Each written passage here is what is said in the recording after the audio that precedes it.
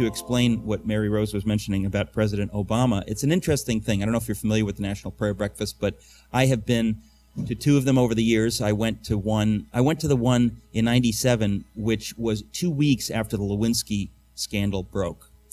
And the thought that President Clinton would walk into a room with basically 3,500, conservative evangelicals it seemed, as impossible as anything in the physical realm. It just didn't seem that he could walk into that room.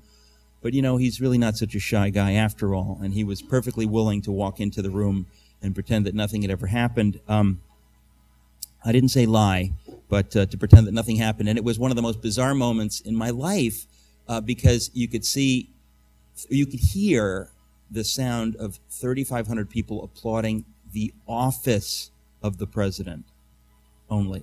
It was very, very odd. It was a very strange thing, but there was enough graciousness in the room to applaud the office of the president. But so strange to be at that, and then to be at the one in 2002, right after 9/11, where obviously George Bush spoke, and completely different. But that's my experience with the National Prayer Breakfast until I was invited to speak, and obviously the president always shows up, and it was an extraordinary thing for me to have the privilege of, in effect, saying whatever I liked in the presence of people with whom I would disagree politically, and to be able to say, to touch on the life issue and on the issue of biblical sexuality, but in a way which I hope showed the love of Jesus, because I really believe it's biblical that if we don't speak the truth in love, we are actually not speaking the truth.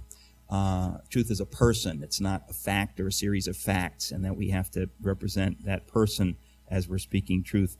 But I was able to touch on the life issue and to think that it might be possible somehow to have a deeper conversation on the life issue in America. I think the time has come for us to keep trying, but to try in a different way, and to see if we might find common ground with people.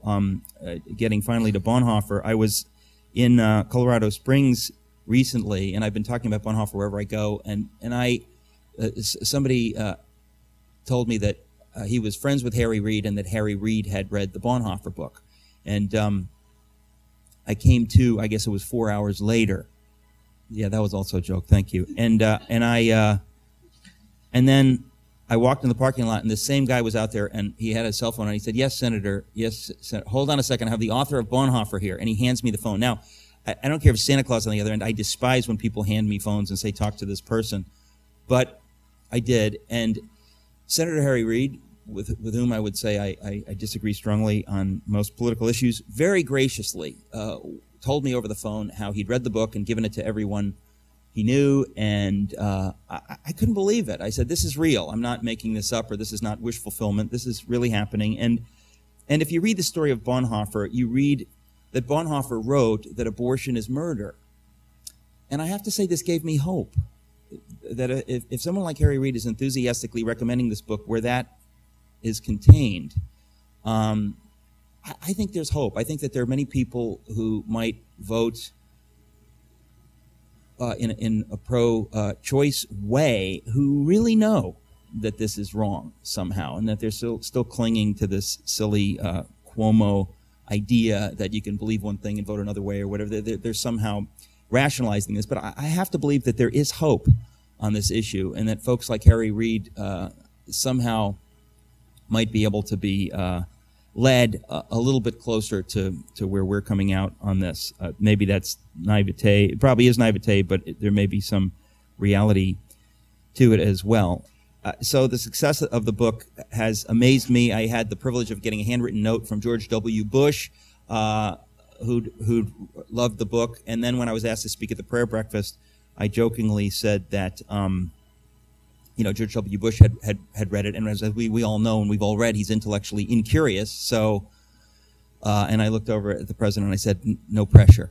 And then if that wasn't enough, I handed him a copy ostentatiously of the book, and again said, "No pressure."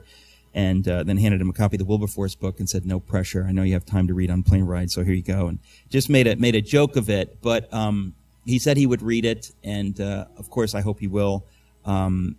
If only to see that wonderful people like Dietrich Bonhoeffer could believe that abortion is in fact the taking of a human life.